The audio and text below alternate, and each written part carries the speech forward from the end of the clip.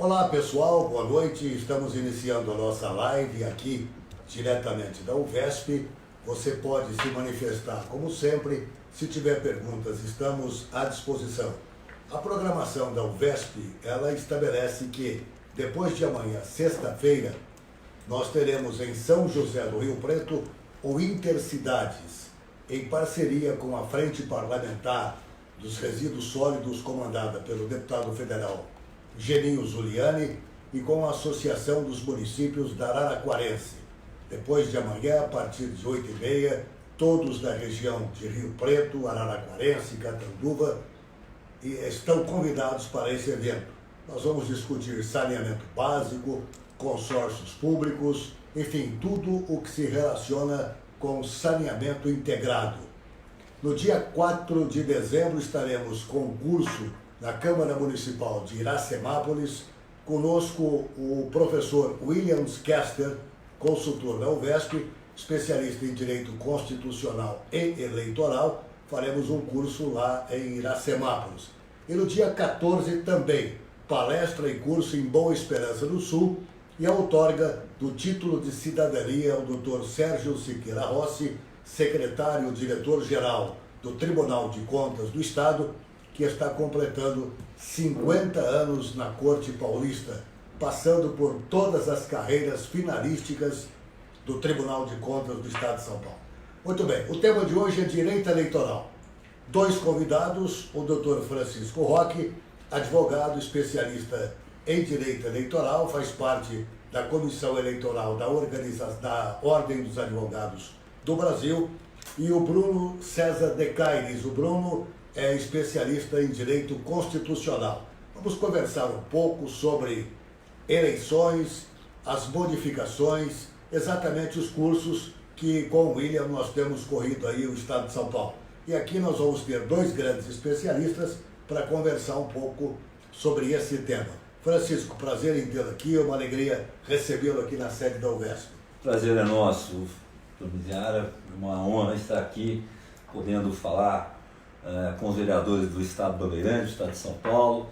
A gente sabe do valor que tem o vereador hoje na estrutura constitucional e política do país. Eu costumo dizer que são os vereadores o grande canal de interlocução entre o poder público e a população. Então, para nós é razão de profunda honra, uma honraria imensurável estar aqui, principalmente ao lado de tão exponencial figura como o senhor, que está aqui desde 1973. Barretos tem muito que se honrar, e nós também de termos essa oportunidade juntamente com o meu colega, Dr. Duro. Muito bem, uma alegria, Francisco, tê-lo aqui. Aliás, eu fiquei sabendo que você trabalhou com o professor Tito Costa, nosso grande amigo. Se pudermos enviar a ele um forte abraço, você que tem contato com o professor Tito Costa. Aliás, eu peço que vocês compartilhem essa live, além de curtir, porque nós vamos discutir o tema do momento, que é o direito eleitoral. Para isso é que nós estamos sendo chamados aí por todo o interior do Estado para falar o que é que vai acontecer. Porque muda-se lá e o poder local só fica sabendo por tabela. Nunca é consultado, então o poder local tem que sair correndo atrás das informações, e o nosso papel é levar essa informação até você. Bruno César de Caires, prazer em tê-lo aqui. Você que fez especialização em Constitucional na Universidade de Lisboa, é também uma alegria recebê-lo aqui na UVESP. É um prazer, doutor Miziari, estar aqui hoje nessa importante instituição que muito luta pelo municipalismo paulista. É uma bandeira de todos nós, o municipalismo. É muito importante que a gente invista nesse momento de fortalecimento das instituições, e é para isso que a gente trabalha e tenta se especializar e contribuir. Muito bem, passar a bagagem do Tito Costa é muito bom, né, Francisco? Olha, é muito bom. É uma das grandes autoridades do direito constitucional do Brasil. É muito bom e uma grande responsabilidade. O professor Tito, né, apesar dos seus 90 e poucos anos, né, ele continua com a lucidez dos seus 20, e nós tivemos a honra de compartilhar vários trabalhos, vários processos. É uma uma figura icônica, não só no direito constitucional, no direito eleitoral sobretudo. Ele foi o precursor, ao nosso decano hoje no Brasil, homenageado ano passado pelo Tribunal Superior Eleitoral com a honra, colar do mérito do Tribunal Superior Eleitoral, título conferido a pouquíssimos advogados. E o professor Tito Minto, ano retrasado, ano 2017, foi laureado, né, por esse título. Então é uma grande responsabilidade estarmos aqui, principalmente tentar falar sobre as novas mudanças da legislação eleitoral, que é de interesse de todos os edis, vereadores, assessores, presidentes de câmaras e pré-candidatos que devem estar nos assistindo, sobre as alterações da lei eleitoral. Eu costumo dizer, doutor Miziara, que nós passamos, o legislador brasileiro, hoje ele funciona meio que sob pressão, né? Basta que um fato novo aconteça para se mudar a lei, e não necessariamente é preciso mudar a lei para sanear o fato que aconteceu. E começamos aí toda essa alteração do arcabouço da legislação eleitoral. Ela pensou-se nas mudanças da legislação eleitoral a partir do rumoroso caso do mensalão e dos financiamentos privados, né, das campanhas eleitorais. Porque é um contrassenso nós imaginarmos que a emenda constitucional 16 trouxe um modelo norte-americano, ou seja, uma grande potência capitalista, para o nosso Estado, para o nosso país, onde se admitiu o Instituto da Reeleição. Naquela época, possível se era fazer doações para as campanhas, inclusive das pessoas jurídicas, doadores. Evidentemente não se tinha limites para tal, e com todas essas atribulações, com todos esses episódios de natureza midiática, mais midiáticos, né, voltados para a mídia, motivaram a alteração da legislação eleitoral, que hoje vive de Fundo Especial de Financiamento de Campanha, o FEFEC, e do fundo partidário, e obviamente com parte do financiamento privado, ou seja, aquele percentual em que as pessoas podem doar dentro daqueles limites pequenos fixados por lei. Eu costumo dizer que inclusive a redução do prazo de campanha eleitoral, ela de 90 para 45 dias, ela mais sufoca o que é, dentro do regime democrático, a possibilidade de que tenha um candidato, pré-candidato, de mostrar suas propostas, do que traz algum benefício maior. Claro que nós temos que primar pela igualdade, isonomia do pleito, mas, por outro lado, nós não podemos sufocar as campanhas como vem sendo sufocadas. É o maior evento cívico, doutor Miziara, que vivemos, e são as eleições. E me sinto até,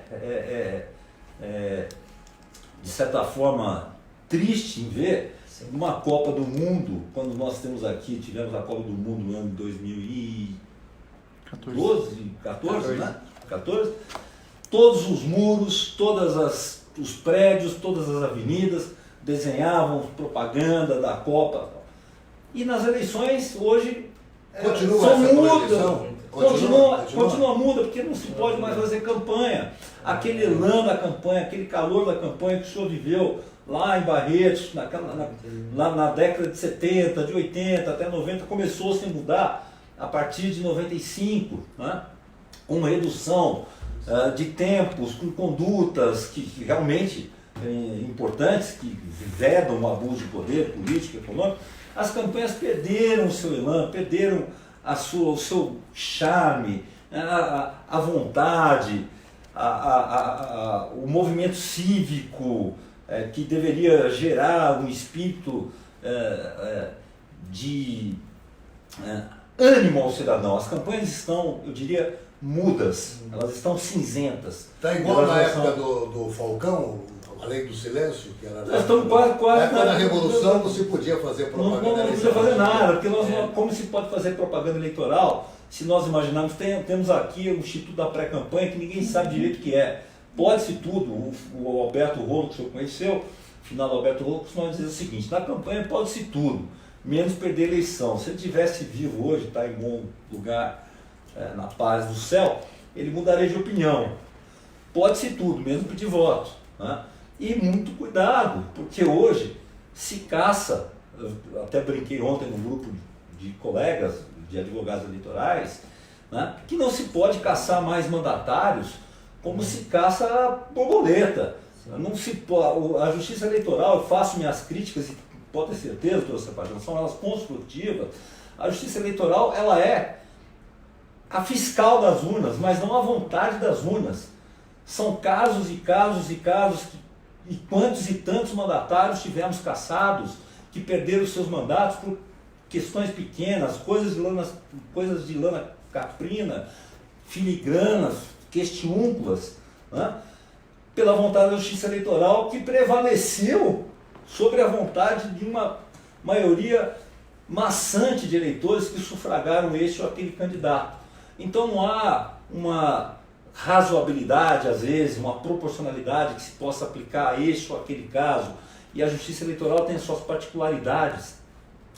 Eu costumo dizer que essa rotação, essa rotatividade que nós temos dos juízes eleitorais estaduais, que são, embora seja uma jurisdição federal, ela é exercida pelos juízes eleitorais comuns do Estado, dos tribunais regionais eleitorais, cujos membros são mandatários, oriundos da advocacia, dos tribunais de justiça e do Tribunal Regional Federal e do próprio TSE, que são classe dos juristas, representantes do STJ, do Supremo Tribunal Federal, que tem biênios, tem mandatos de 2 anos, renováveis por mais 2 anos. Então, o que se podia na campanha passada, nessa pode. O que podia naquela, né, nessa já não pode mais. Nós não sabemos o futuro. Então, o direito eleitoral, ele vive muito um ambiente político. Um ambiente político e dentro, que é pior, um ambiente político que tem que é fincado dentro da insegurança jurídica, o que é pior. O Bruno, dentro desse raciocínio do Francisco, você entende que a lei eleitoral ela não precisaria ser mudada para as próximas eleições ou não? Ou essa mudança é benéfica? Doutor Miziara, algumas mudanças eu entendo como benéfica. É claro que esse movimento que o doutor Francisco descreveu, ele é recorrente, de 2 em 2 anos a gente tem uma modificação na lei eleitoral. Então, para quem trabalha com isso, de certa forma até impactante, porque todas as eleições a gente tem que realinhar o material e reexplicar para os candidatos, e também os candidatos ficam numa angústia sem entender o que pode, o que não pode, é sempre aquela questão, enfim, que pro candidato é muito sensível. Nessas eleições, especificamente, eu aponto uma mudança positiva, que é o fim das coligações proporcionais. Ou seja, partido político, na disputa para as câmaras, não há possibilidade de coligação com outros partidos. Não, isso é proibido, isso é proibido. No cargo majoritário, pode as coligações. Eu entendo, na verdade, que as coligações eram um desvirtuamento do nosso sistema, porque o nosso sistema ele privilegia o partido, inclusive no voto.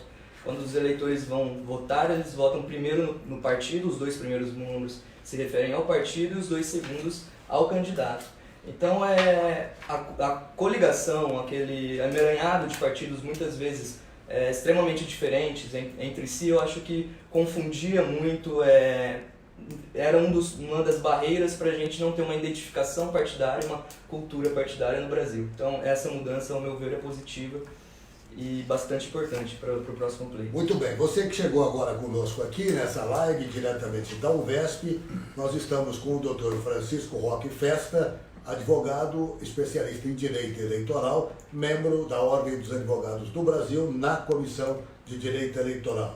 E o Bruno César de Caires, que é formado em Direito com especialização em Direito Constitucional da Universidade de Lisboa. Nós falamos na Carta de Princípios dos Congressos Municipalistas está aqui em audiência conosco o Dr. Luiz Lotfala Miziara, criminalista de renomada reputação em Barretos, e que foi também o primeiro coordenador da Carta de Princípios na década de 70 nos congressos, na década de 80. No primeiro congresso de 80, o Luiz Miziara foi o coordenador da Carta de Princípios.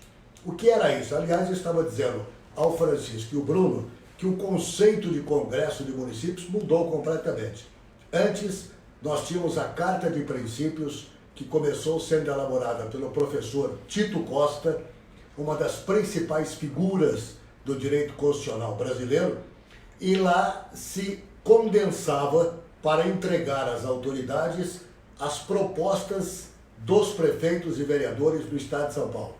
Ou seja, é do interior que você capta as boas ideias, coloca no papel e transmite para as autoridades. Então, conosco aqui, Luiz Miziara, um abraço, primo, você que está agora morando em Campinas. José Renato Semenzato, um abraço, Semenzato, parabéns pelas informações que você passou a respeito das sessões de câmaras, mas aqui corre tudo absolutamente tranquilo e normal. Sérgio Eduardo, José Luiz Buriose, a Sônia Beolchi, que é presidente do Parlamento Regional de Rio Preto. Estaremos lá depois de amanhã no auditório da Ciesp, do Centro das Indústrias do Estado de São Paulo, fazendo um evento em parceria com o deputado federal Geninho Zuliani e com a AMA, Associação dos Municípios da Araraquarense. A Thaís Monção Suzuki, o Eduardo Carmona, de Curitiba, o Francisco Dalvalejo, é isso, Jefferson? Dalvalejo. O Mauro Rinaldi, professor Mauro Rinaldi, palestrante de primeira grandeza, motivador, alegria estar conosco. Érica Afonso, da região de Bananal, ela é de Bananal, vereadora atuante, hoje uma internauta que comenta tudo o que se passa na cidade. Nelson Martins, Márcia Comar, Devanir Mantovani, Paulo Roberto Auro Letti, Alessandra Pereira, Alisson Moraes, Giovanni Antônio, Rogério Nussi, são as pessoas que estão conosco aqui. Compartilhem, é um tema muito importante que nós estamos tratando aqui para o vereador. Se você não é candidato, mas você tem o seu candidato, informe a ele que é importante ouvir, uma vez que você vai compartilhar, o que nós estamos discutindo aqui, que é a reforma da lei eleitoral. Cláudia Almeida, Joel José Alves, Carlinhos Conquista, vereador em Araraquara, Cláudio Prado, João Paulo Rodrigues, o Leandro Amêndola do Amaral, especialista em turismo, Ronaldo Pacheco, a Teia da Serrinha e o Armando Benidati, figura legendária do antigo CEPAM, Fundação Prefeito Faria Lima. Vamos repetir, conosco aqui o Dr. Francisco Roque Festa, especialista em Direito Eleitoral, Dr. Bruno César de Caires, especialista em Direito Constitucional. Nós estamos falando sobre a campanha de 2020, mas antes eu queria perguntar para os dois o seguinte: voltou à tona agora a questão da palavra inviolável do vereador, do deputado federal e do senador, diante do fato que ocorreu com o Eduardo Bolsonaro, que falou em AI-5, a oposição já correu para mandar para a Comissão de Ética da Câmara dos Deputados. A pergunta para os dois: a palavra do legislador na Câmara Municipal, eu entendo que em sessão plenária ele é inviolável, a não ser em crimes, né? Em ofensa moral. Mas nas questões administrativas, o vereador é inviolável. Mas e o deputado federal? Vamos ver, quem começa primeiro? Bruno, sua palavra. Doutor Miziara, essa questão ela aparenta um debate teórico muito interessante por trás. Um jurista alemão chamado Karl Loren, por exemplo, ele propõe um paradoxo da democracia, no qual ele discute em um longo livro, tratado, exatamente essa questão. Ele busca analisar o período pré-nazista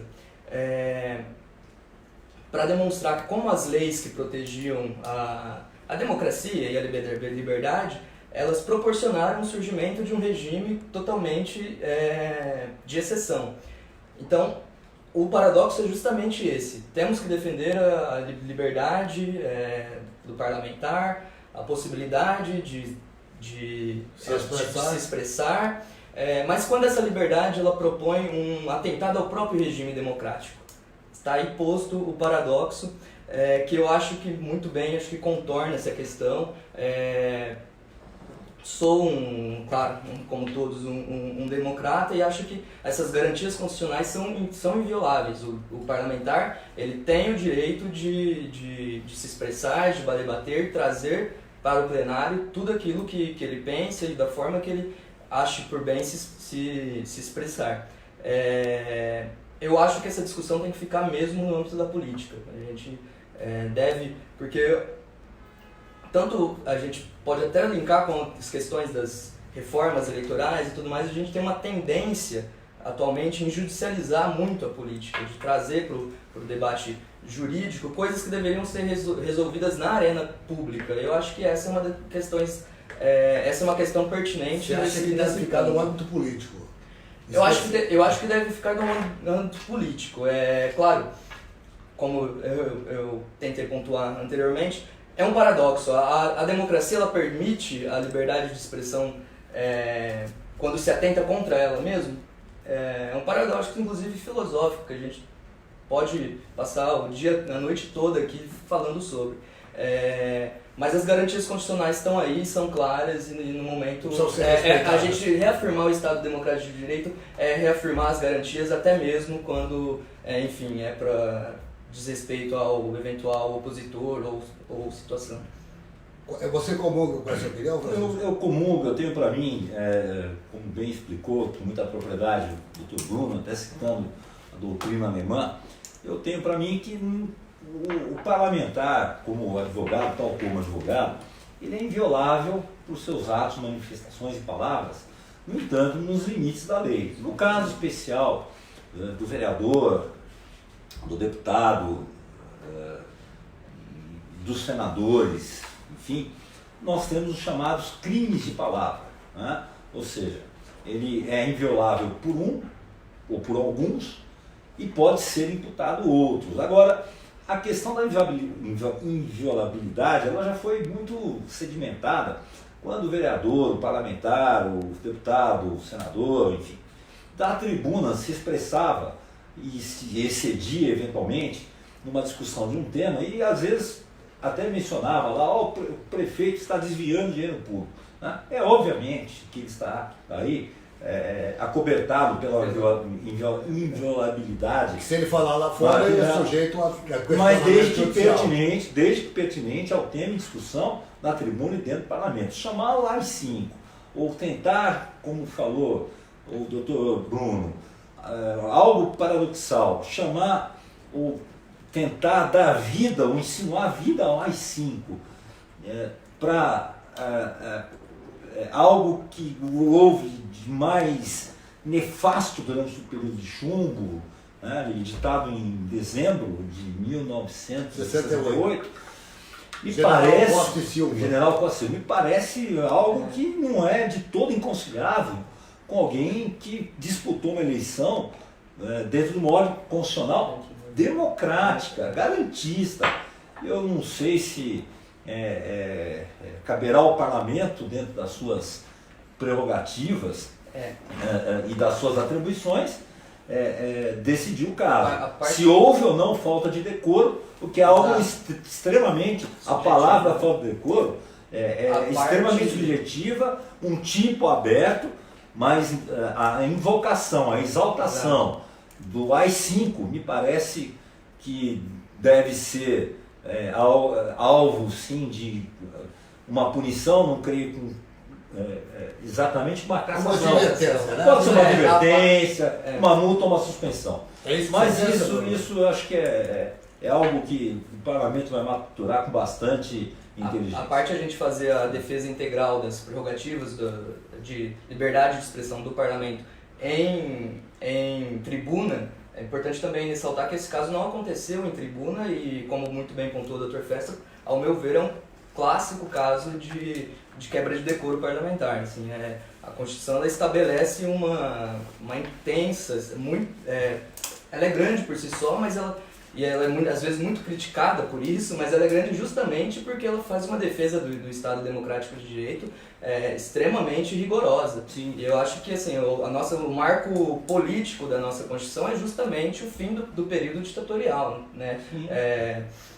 Aquela questão que é posta ao poder político soberano, inclusive, qual seria a resposta que ele daria à movimentação. Ao meu ver, a pergunta fundamental que justifica a nossa Constituição é: queremos uma superação desse regime, sim ou não? Então, assim, qualquer tipo de atuação que venha nesse sentido, ao meu ver, aos olhos da nossa Constituição, é uma quebra de decoro e uma violação ao Estado Democrático. Está nos assistindo aqui o conselheiro Dimas Ramalho, do Tribunal de Contas do Estado, professor, grande figura, um homem que colocou o tribunal ao lado do povo para que a sociedade participe, chamando a sociedade à responsabilidade. Aliás, tem um ditado atribuído a Hannah Arendt, uma filósofa judia, que dizia o seguinte: a pessoa tem que ser chamada para a arena das discussões. Se ela ficar debaixo da árvore, ela não se torna cidadã, é subcidadã. E o Dimas fez esse trabalho no Tribunal de Contas, trazendo a sociedade para opinar, seguido agora pelo Dr. Roque Cittadini. Todos os conselheiros do tribunal merecem os nossos cumprimentos, porque eles não andam atrás do homem público, e sim ao lado, orientando, trabalhando a favor. Parabéns, professor Dimas Ramalho, querido amigo, conselheiro brilhante, professor e palestrante. O que ele disse? Democracia sempre. Pois é. É indiscutível que nós precisamos de ter democracia sempre. E escutamos isso de uma pessoa que tem um peso, que além de conselheiro do Tribunal de Contas do Estado de São Paulo, o professor Dimas Ramalho, ele tem um histórico, um currículo invejável. Ele foi promotor de justiça, depois deputado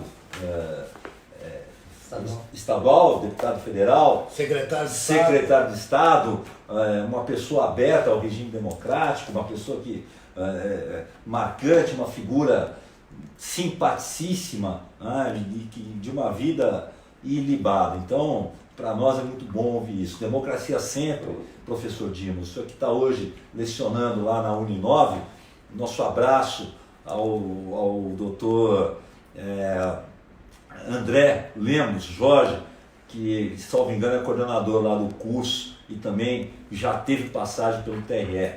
Forte abraço.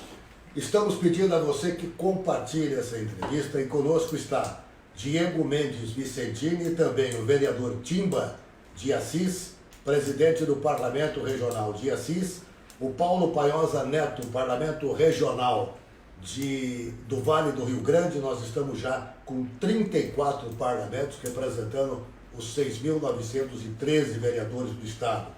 Rodrigo Beleza, o Wagner Carvalho Novaes, o Pedro Mantelli, o vereador Ney Lira. São internautas que compartilham conosco, que participam dessa live, onde está Dr. Francisco Roque Festa, da Ordem dos Advogados do Brasil, membro da Comissão do Direito Eleitoral, especialista no tema, e o Bruno César de Caires, que é especialista pela Universidade de Lisboa em Direito Constitucional. Vamos voltar ao tema. Como é que é feita a questão do quociente eleitoral nesse novo modelo da lei partidária? Quer falar, doutor? Pode falar aqui. Também temos uma mudança importante na questão do quociente eleitoral. Com o fim das coligações, claro, cada partido terá que concorrer individualmente, e a grande mudança nesse sentido será a possibilidade de aquele partido que não atingiu o quociente ele participar das sobras de voto, doutor.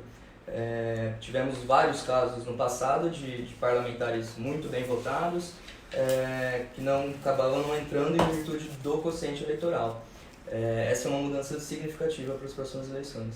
E o reverso é verdadeiro. Nós tivemos candidatos que não tiveram votação expressiva, aliás, menor, e muito menor do que aqueles que tiveram votos, né? e se elegeram. Acabou o chamado fenômeno, com toda a vênia que tem ao menino deputado Tiririca, né, que levou que era o puxador de voto. E o novo sistema, se me permite uma breve observação, o fim das coligações, ela não foi extinta para o sistema proporcional, mas ela pode ainda, pelo executivo, pelo cargo majoritário. Que a pergunta que se tem é a seguinte, né? Em 4 ou 5 de outubro de 2020, nós teremos 1 ou 2 eleições. Na verdade, nós teremos 2 eleições que, coincidentemente, ocorrem no mesmo dia. Então, a nova alteração, o fim das coligações, para acabar também com as chamadas legendas de aluguel, as pequenas legendas, os partidos que não atingem a cláusula de desempenho, ela vem ao encontro, né, de um desejo constitucional, que é exatamente o fortalecimento dos próprios partidos políticos, prestigiados, inclusive por cláusulas e por orientações e por mandamentos lá da Constituição Federal. Esse é um marco importante. E o mais importante, Tomiziara, que eu acho que os nossos internautas anotem bem isso, que é relevante, tornou-se ponto de honra o fim das chamadas mulheres de saia, ou melhor, as laranjas de saia, né? Nós temos uma cota destinada às candidaturas de gênero, ou seja, o partido das mulheres, se tivéssemos, teria que ter 30 homens, 30% melhor de homens, e todas as demais agremiações, 30% de mulheres. E não adianta vir, porque nós tivemos agora um caso recente aqui no TSE, com a mulher do vereador que está na chapa, nós precisamos preencher aqui um vácuo, e ela ter 0, 1 ou 2 votos, para eleger algum parente ou algum amigo próximo, e ter 0 votos, porque nós temos que destinar aí um bom pedaço, se bem que nós sabemos que não vem nada de fundo partidário, FEFEC para partido nenhum, mas 30%, né, de cota tem que ser respeitado, e 5%, inclusive, tem que ser investido nas campanhas das candidaturas femininas ou das candidaturas de gênero. Mas como é que é o financiamento de campanha? O financiamento hoje, ele, na verdade, é um financiamento híbrido. Ele vem do Fundo Especial do FEFEC, Fundo Especial de Campanha Eleitoral, do Fundo Partidário e do financiamento privado, que é aquele em que cada cidadão pode doar, é importante dizer, dentro daqueles limites fixados por lei, ou seja, 10% dos seus rendimentos brutos auferidos no exercício anterior ou que antecedeu das eleições.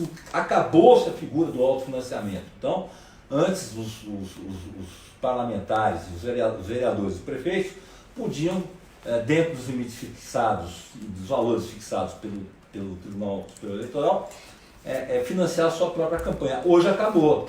Então, por exemplo, o vereador, o prefeito A, ele ganhou um data prefeituário, teve um rendimento de R$100 mil no ano anterior à eleição. Ele pode doar, portanto, para a sua própria campanha, apenas R$10 mil. Olha a situação. Então, imagine um exemplo, até utilizado pelo Alberto Rolo, pelo Alexandre Rolo, que um determinado simpatizante desse candidato tem oferido uma renda de R$1 milhão.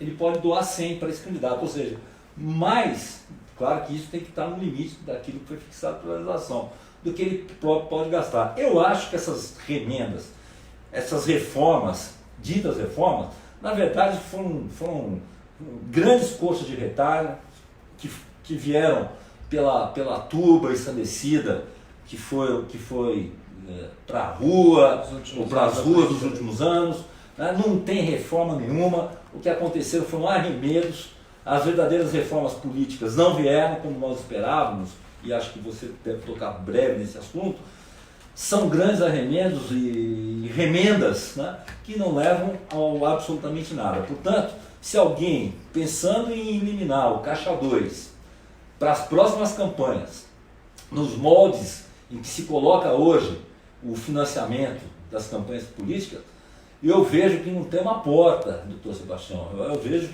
lá nós na arena da Festa do Peão lá de Barretos, as porteiras para o Caixa 2 vão se abrir. A Justiça Eleitoral tem que estar atenta a isso. Por isso eu acho que essa vedação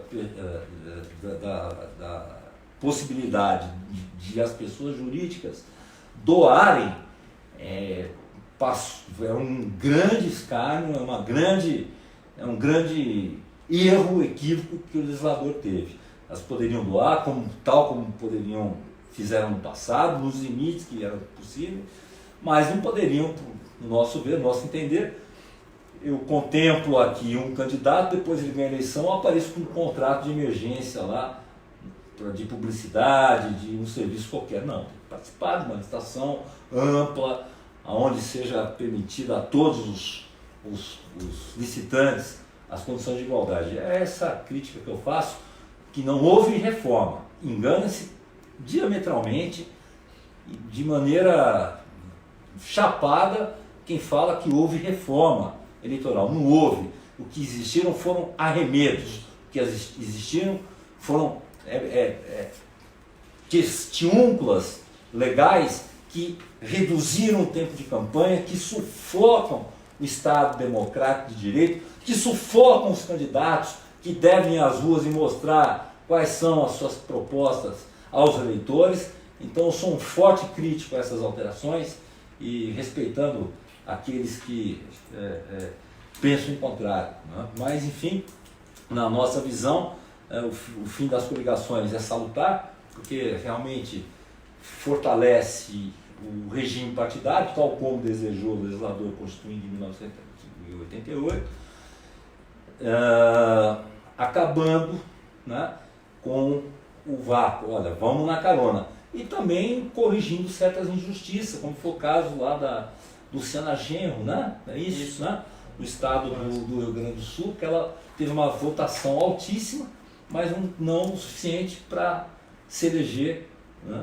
Porque não atingiu o quociente eleitoral. Muito bem, Francisco, eu gostaria, Bruno, que você fizesse então um relato dos pontos principais nas modificações da lei eleitoral, lembrando que está aqui conosco a Fabi de Gaspari, uma internauta permanente, sempre pronta a dar divulgação, compartilhamento das nossas lives. Ela informa que o Ari Catuilkel, espero que eu tenha falado o nome correto, advogado em Votuporanga, está nos assistindo. Seja bem-vindo. Todas as quartas, 18 horas, esteja conosco, que aqui nós temos sempre os homens do direito, os servidores do bom direito, falando com os nossos internautas, seja agente público ou não, porque nós chamamos a sociedade para vir junto. Conosco ainda Aguinaldo Azori, Mara Silvia Miziara, um grande abraço a você, Luiz Otávio, Aleandra Castelletti, Marcos Santos, Tânia Caires e Pedro Paulo Redondo. Certamente a Tânia é parente, né, Bruno? Minha mãe. Sua mãe. Um grande abraço, mamãe. Então, Bruno, faz um relatozinho para nós dos principais itens, aliás, temas não, itens das modificações na legislação eleitoral. Doutor Miziara, eu vou chamar a atenção novamente aqui para o fim das coligações partidárias de uma maneira talvez um pouco mais prática, que isso é muito sensível para todos os vereadores que estão nos assistindo. É muito comum no interior o prefeito ali dominar uma gama de partidos, 5, 6, 7 partidos, e dividir os vereadores, os candidatos, cada um em um partido, e depois, né, se coligavam e tal. Com essa mudança, tem que ficar muito atento a isso, porque às vezes você está num partido que não tem tanta representação na cidade, e se você não se atentar aos prazos de mudança de partido e concorrer por esse partido que não tiver tanta representação, de fato você não vai conseguir se eleger, porque isso é um tema prático bem importante. Então para os pré-candidatos já se atentarem, as lideranças municipais já devem fazer um processo de unificação das suas bases em um único partido ou dois, enfim, de acordo com a realidade de Quer cada dizer, cidade. tem que Mas evitar isso é correr bem o importante. risco de entrar o candidato num partido fraco na cidade. Sim, Como não exato. tem coligação, não tem Não carona. não Ele vai tem atingir que ter o voto suficiente. para ir, então tem que saber escolher o partido. Exato, é muito importante nessa fase. E aí a gente entra na questão dos prazos, né? Era 1 ano, também houve essa modificação para 6 meses da data da eleição. Isso para filiação. Filiação Domicílio eleitoral. Domicílio eleitoral. Tá, ok. Domicílio eleitoral. Demais, acho que a gente já passou pelos grandes pontos: financiamento, a questão da cota de gênero, chamando a atenção novamente, é muito sensível, está muito sensível. O TSE já formou jurisprudência que vai derrubar a chapa toda de vereadores do partido. Então, se ficar comprovado que aquela candidata e é importante, às vezes, a gente dar esse exemplo. Os vereadores se assustam um pouco: não, mas eu vou ser obrigado a atingir tantos votos, né? Talvez minha primeira eleição, não estou insegura se eu vou ter alguma votação de fato expressiva. Não é isso. O que a lei visa coibir é fraude. Quer dizer, Então, candidatura laranja derruba a chapa inteira. derruba a chapa inteira, e a gente tem que ficar atento é a fraude. A gente usa mulher porque, infelizmente, é o que tem menor, cultura, o gênero que tem né? a nossa cultura, é o gênero que tem menor participação, mas Embora nós tenhamos uma população de 52%. pois é, Exatamente. por isso a importância Quem dita as regras, né? Quem dita da as regras. cota, por isso a gente trabalhar para que de fato cheguemos ao pé de igualdade futuramente. Então, ótimo. Só complementando, né, o que o Bruno disse, olha que situação curiosa. Vamos ter um exemplo. Um candidato a vereador, nós falamos em gênero, né? Por exemplo, o nosso Tribunal Eleitoral caçou uma chapa inteira. Né? Então eu, por exemplo, candidato a vereador, fui o mais votado, meu partido atingiu o quociente eleitoral, mas tem lá, alguém colocou dentro do meu partido, intrujou lá uma candidatura laranja, que não teve voto. Destinou o dinheiro, não teve voto, teve 0 voto ou 1 voto, né? Ou 2 ou 3 votos. Eu não concorri, não tive culpa, esse julgamento é emblemático, histórico, foi desempatado por 1 voto, teve um voto Minerva, presidente. Que culpa eu tenho se o partido foi alaranjado e eu não concorri? Eu vou ter meu mandato cassado? A resposta, incrivelmente, vai. E um fato importante, Miziara, se puder até eu concluir, esse já indo talvez além do meu tempo, é de suma importância, mas é de suma importância que se acabem com as chamadas comissões provisórias. É importante que os partidos políticos, agora, imediatamente, já no começo de 2020, constituam seus diretórios. E por que isso?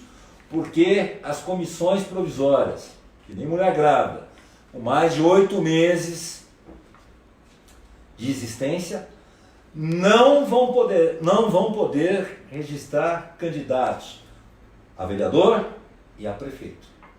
Então, vamos, senhores pré-candidatos, vereadores, internautas, colegas advogados que nos assistem e são eleitoralistas aqui, eu vejo colegas do interior lá de Catanduva, se não me engano, Votuporanga, né? Orientem os seus clientes. Vamos formar os diretórios. Peguem os estatutos partidários, formem os diretórios, porque o risco de se chegar lá no dia do registro com uma chapa de candidato a vereador ao parlamento e candidato majoritário ao prefeito, a comissão está vencida, tem mais de 8 meses, não vai registrar. Essa é a... Isso é determinação do TSE? Já? Do TSE, é um julgado definitivo, é legal. Não creio que o TSE mas tem já muitas flexibilizou provisórias por aí. A maioria, nós somos um município próximo aqui. É importante. Só tem um partido, um diretório, o resto é tudo provisório. E as pessoas, os candidatos... Cidade aqui da Grande São Paulo. Da Grande São Paulo, cidade expressiva. Um único partido. Então, não adianta chegar lá, eu sou presidente do partido B, há 20 anos cada ano vem se renovando essa nominata essa comissão provisória. Esquece que não vai poder registrar se não tiver o diretório. Muito bem, aqui conosco também o Tauser Gutierrez, o Guga Fleury, o ex-prefeito Alberto Caires, que está hoje no CET, né, em São Paulo, o Marco Antônio e a Lúcia Junqueira Neto, a todos os internautas, o nosso muito obrigado pela audiência. O tempo está se exaurindo, os temas são importantes, nós vamos ficar com esses documentos aqui para divulgar, né? Lembrando que o William Casper, que também é um grande especialista em direito administrativo, constitucional e eleitoral, estará conosco em Iracemápolis. E ele tem feito também relatórios importantes para que vereadores, candidatos, prefeitos possam tomar conhecimento dessas importantes informações que o Francisco e o Bruno trouxeram para nós aqui nessa live de hoje da União de Vereadores do Estado de São Paulo. Francisco, muito obrigado. Muito obrigado a vocês. Parabéns pelo seu trabalho eleitoral, atendendo municípios. É importante essas informações suas. Certamente os vereadores que estão em comissão provisória já sabem do risco. Muito obrigado a você. Muito obrigado. Bruno Caires, também muito obrigado pela sua participação. Um grande abraço a vocês. E vocês vão continuar conosco aqui na UVESP, sempre trabalhando e pedindo agora a você, que é internauta, compartilhe. São informações importantes, é uma prestação de serviços que se faz daqui para o Brasil inteiro, onde há eleição a partir de 2020, são as eleições municipais. Trabalhou-se muito para a coincidência de mandatos, zero. Trabalhou-se muito para o parlamentarismo, nada. Trabalhou-se muito para o voto distrital, nada ainda. Mas 2020 vem aí e tudo isso estará na pauta do Congresso Nacional. Grande abraço a todos, obrigado pela audiência e até quarta às 18 horas, se Deus quiser.